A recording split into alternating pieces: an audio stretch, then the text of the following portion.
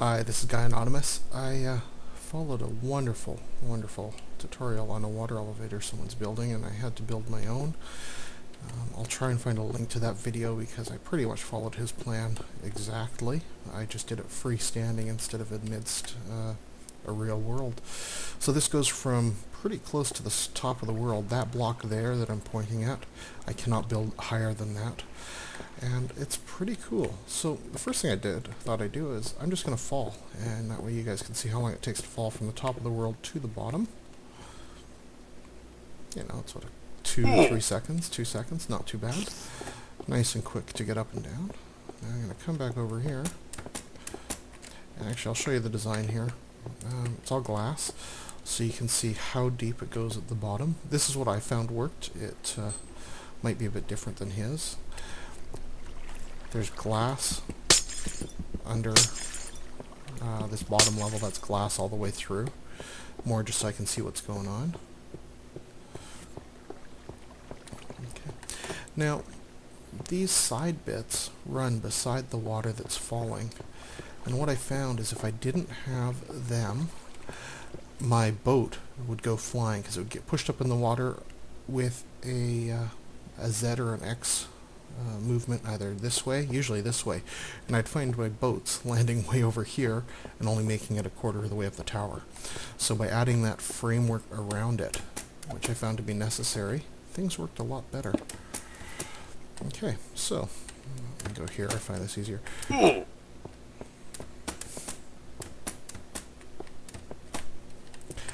gonna just toss a boat in. We'll see what happens here.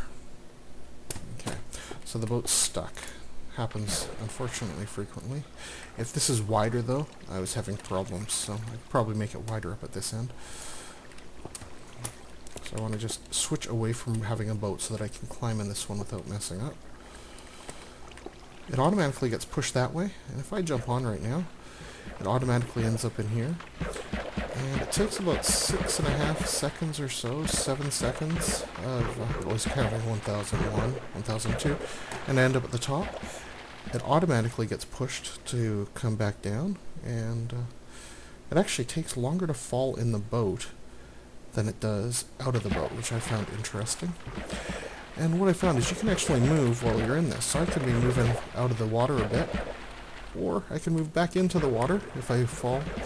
And when I get to the top, I can either jump out and the boat should keep going, but I like to push. I just move off to the side, I can climb out, and I'm right back up here. Nice view down. Let's see if I can extend this all the way. There we go. There's the full view distance, my little test world for building contraptions. Push it back in. I'm going to see if it actually comes back to me, because I don't remember if it does or not. There we go. So the water itself continues. Oh, I've never had to get stuck up there.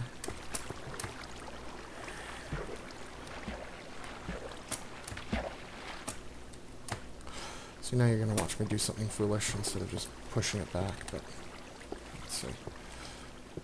Now, typically, oh, I've never had to get stuck. Oh crap, here we go. Now I could also swim up this, but that takes a long time. So I'll just do this instead. And I don't know if the boat will recycle because it's quite far away, and I find with train carts and all those things, if they go out of sight, you don't often get them back. They stop somewhere when you least expect it. Okay, let's see.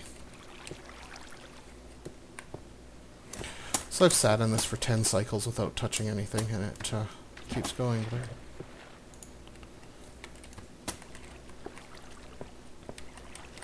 we go.